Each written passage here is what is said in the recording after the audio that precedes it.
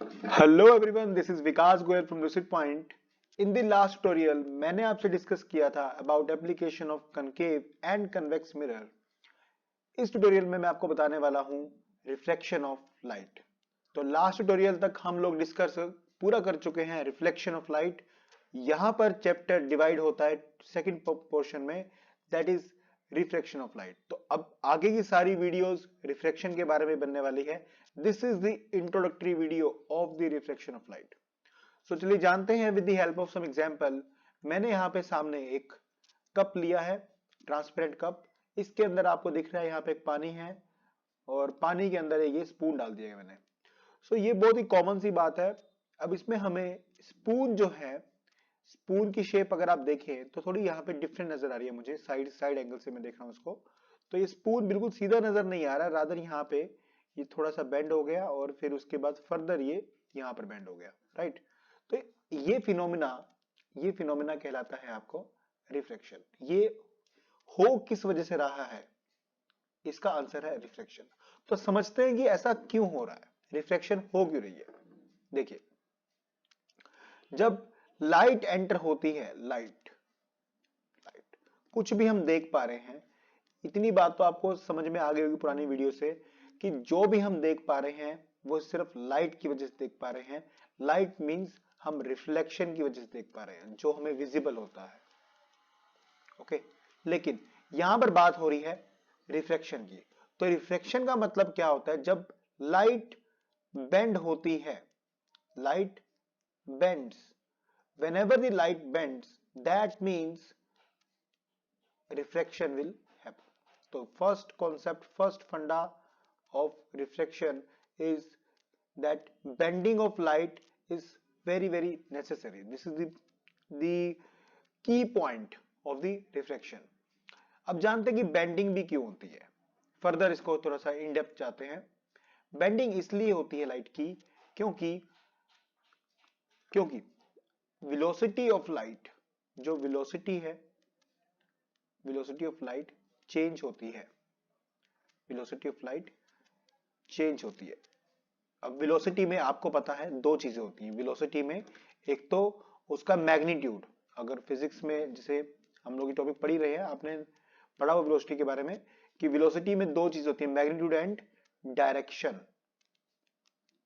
तो यहां पर दोनों में ही डिफरेंस रहता है। मैग्नीट्यूड में भी मतलब उसकी स्पीड भी कम रहती है और उसकी डायरेक्शन भी चेंज होती है। फर्दर एक लेवल और डेप्थ में जाते हैं कि ऐसा क्यों होता है। फर्दर ऐसा होता है due to the density of the medium, density of the medium. जैसे कि आपको केमिस्ट्री में यह बताया गया है कि जो सॉलिड होता है उसमें सबसे ज्यादा मॉलिक्यूल्स जो है वो पास पास रहते हैं। अगर हम छोटा सा यहाँ पे डायग्राम बनाने की कोशिश करें, जो सॉलिड मीडियम होता है, सॉलिड सॉलिड के अंदर क्या रहता है आपका, आपके जो मॉलिक्यूल्स हैं वो क्लोजली पैक्ड होते हैं, they are closely packed. So when they are closely packed that means there is no space or very less space to pass for the light. Light के जो स्मॉलेस्ट पार्टिकल होता है उसको photon कहते हैं हम लोग। तो जब लाइट एंटर करेगी तो लाइट को यहाँ पे एंटर करने का स्पेस ही नहीं मिलता, इसीलिए जब आप दरवाजा बंद करते हैं तो लाइट आनी बंद हो जाती है, बिकॉज लाइट को वहां पर स्पेस नहीं मिलेगा, राइट। सिमिलरली अगर मैं यहाँ पर लिक्विड का केस में लेता हूं, तो लिक्विड में आपको पता है कि लिक्विड में जो मॉलिक्यूल्स हैं वो थोड़े क्लोजली पैक्ड, थोड़े कम रहते हैं सॉलिड से एज कंपेयर टू सॉलिड। तो ये मान लो लिक्विड है, कुछ इस तरह से दूर दूर हैं, थोड़े थोड़े बड़े भी मैंने यहाँ बड़े बना दिए, ऐसा कोई जरूरी नहीं है, छोटे भी हो सकते हैं, डिपेंड्स, राइट। तो कुछ इस तरह से दूर दूर रहते हैं मॉलिक्यूल्स, तो लाइट को थोड़ा स्पेस मिल जाता है यहाँ पर एंटर करने के लिए। और गैस के केस में तो आपको और बेटर पता है कि गैस में क्या रहता है, गैस में तो आपके मॉलिक्यूल्स ही बहुत रैंडम रहते हैं, बहुत दूर दूर रहते हैं। बहुत दूर दूर रहेंगे तो लाइट को बहुत स्पेस मिल जाने वाला है, कोई पर्टिकुलर शेप नहीं है वहां पे। So this happens in the in all these different mediums. मैं यहां पे लिख देता हूं for your knowledge that this is solid, this is liquids and these are gases. तो मॉलिक्यूल्स कुछ ऐसे रहने वाले हैं। तो यहां पर जब डेंसिटी का इतना डिफरेंस आ गया तो ऑब्वियस सी बात है कि हमारे जो लाइट को जो है स्पेस मिल जाने वाला है।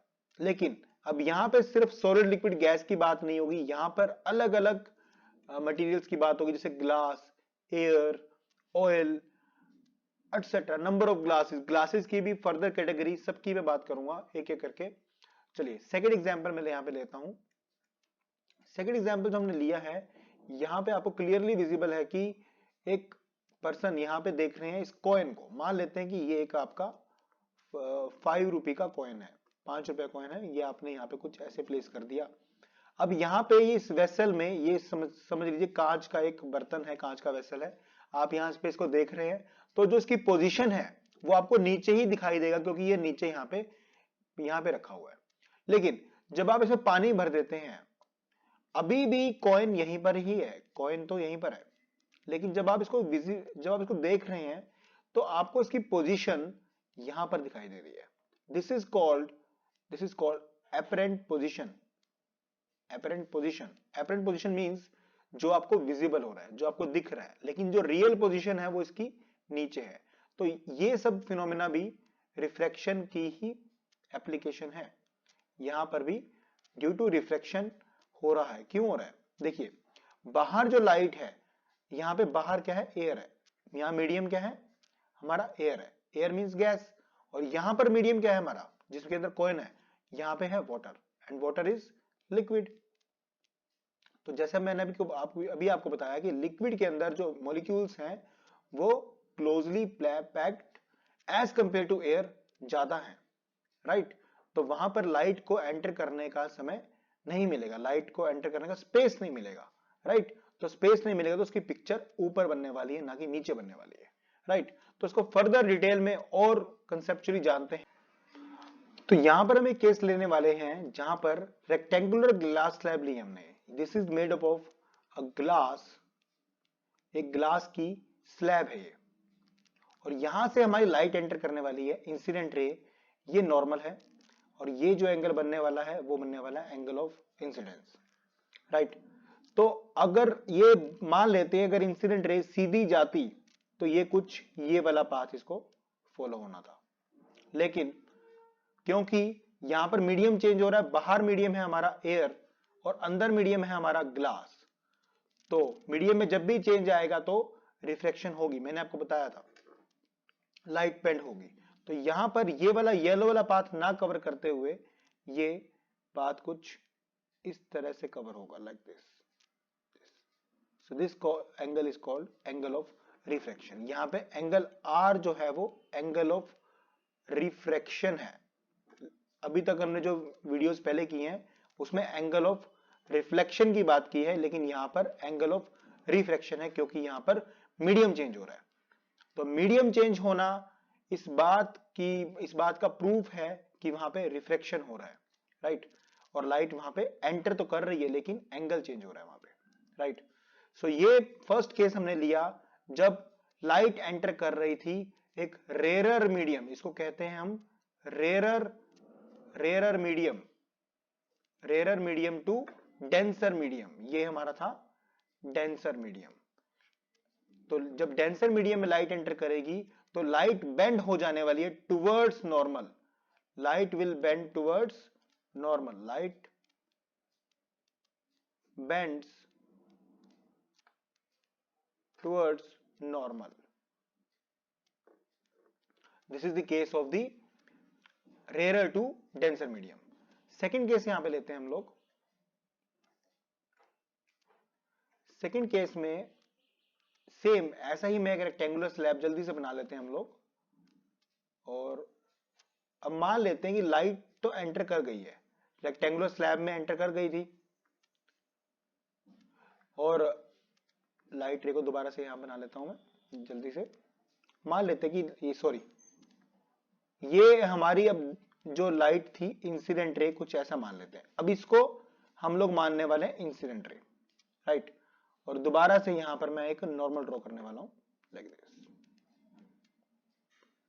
तो ये जो एंगल हमारा बन जाने वाला है यहां पे, ये वाला एंगल वो बन जाने वाला एंगल ऑफ इंसिडेंस। अब देखते हैं कि जो नॉर्मल है, इसको नॉर्मल को नीचे भी मैं ड्रॉ कर लेता हूं। अब एक्चुअली में जो इसको पाथ फॉलो करना था वो तो ये वाला करना था, ये पाथ करना। अगर ये अनडेविएटेड जाती तो ये कुछ ऐसे जाती, लेकिन क्योंकि यहां पर मीडियम दोबारा से चेंज हो रहा है, मीडियम दोबारा चेंज हो रहा है, ये मीडियम हमारा ग्लास है और बाहर वाला मीडियम हमारा एयर है, राइट। तो क्या होगा, अब ये इंसिडेंट रे जब रिफ्लेक्टेड रे में कन्वर्ट होगी तो ये नॉर्मल से दूरी बना लेगी, थोड़ा ये दूर जाने वाली है, लाइक ये वाला पाथ ये कुछ कवर करेगी। सो ये हमारा एंगल जो होगा, ये पूरा एंगल, ये एंगल हमारा हो जाने वाला एंगल ऑफ रिफ्रैक्शन। तो आप देख रहे हैं क्या हो रहा है यहां पे कि जब लाइट रे एक डेंसर मीडियम से रेयर मीडियम की तरफ जा रही है लाइट, तो वो नॉर्मल से दूर जा रही है। ये नॉर्मल है हमारा, ये इंसिडेंट रे आपको दिख रही है और ये हमारी रिफ्लेक्टेड रे है, right. This is the projected, ये जो मैंने येलो डॉटेड बनाई है ये तो वो रे थी, अगर ये अनडेविएटेड जाती तो इस पाथ को फॉलो करती, राइट। लेकिन इसने ग्रीन वाला पाथ फॉलो किया और इसका मतलब लाइट रे जो हमारी है वो नॉर्मल से अवे जा रही है, अवे फ्रॉम दी नॉर्मल। तो हम कह सकते हैं जब लाइट रे हमारी रेयर से डेंसर मीडियम से रेयर मीडियम में जाएगी, डेंसर मीडियम से डेंसर टू रेयर मीडियम में जाएगी लाइट, तो अवे फ्रॉम दी नॉर्मल होने वाली है, अवे फ्रॉम दी नॉर्मल। तो ये दोनों केसेस आई होप आपको समझ में आ गए होंगे। थर्ड केस, एक केस में यहां पे और लेने वाला हूं। थर्ड केस में क्या होगा, मान लेते हैं कि हमने लाइट अभी तो हमने किसी एंगल पे एज्यूम की थी, ऑब्लिक हमने एज्यूम की थी। ये दोबारा से रेक्टेंगुलर ग्लास स्लैब ले रहा हूं मैं, यही ग्लास स्लैब है दोबारा से। और मान लेते हैं कि अभी जो लाइट रे है वो डायरेक्टली 90 डिग्री पर ही जाती है, मान लेते हैं ये हमारी इंसिडेंट रे है, लाइट रे हमारी इंसिडेंट रे, और ये 90 डिग्री पे हिट करती है, राइट। तो क्या होगा, तब क्या होना चाहिए, और यहां पे बाहर तो एयर है और यहां पर हमारा ग्लास है। तो देखिए वेलोसिटी तो कम होगी, डेफिनेटली वेलोसिटी तो कम सर्टेनली होगी, लेकिन वो डेविएट नहीं होगी, वो डायरेक्टली 90 डिग्री और ऐसे ही मूव कर जाने वाली है आगे भी। तो ये डायरेक्टली पास हो जाएगी from a rare medium to a denser medium and then denser medium to again a rare medium, यहां बाहर भी एयर ही है, राइट। तो यहां पर हमारा जो एंगल ऑफ इंसिडेंस और एंगल ऑफ जो रिफ्रैक्शन है वो 0 डिग्री होगा, एंगल आई भी और एंगल आर भी दोनों इक्वल होंगे, और ये दोनों के दोनों 0 डिग्री इक्वल होंगे जब हमारी इंसिडेंट रे नॉर्मल है, परपेंडिकुलर टू दी सरफेस लाई कर रही है यहां पे। तो रिफ्रैक्शन यहां पर होगी, मतलब कितनी होगी, सिर्फ वहां पे वेलोसिटी को ही चेंज आएगा। तो आई होप ये तीनों केस आपको समझ में आए, सारे एग्जांपल्स आपको समझ में आए। हम नेक्स्ट वीडियो में डिस्कस करेंगे refractive index and laws of refraction. बने रहिए लूसिड पॉइंट के साथ। Thank you.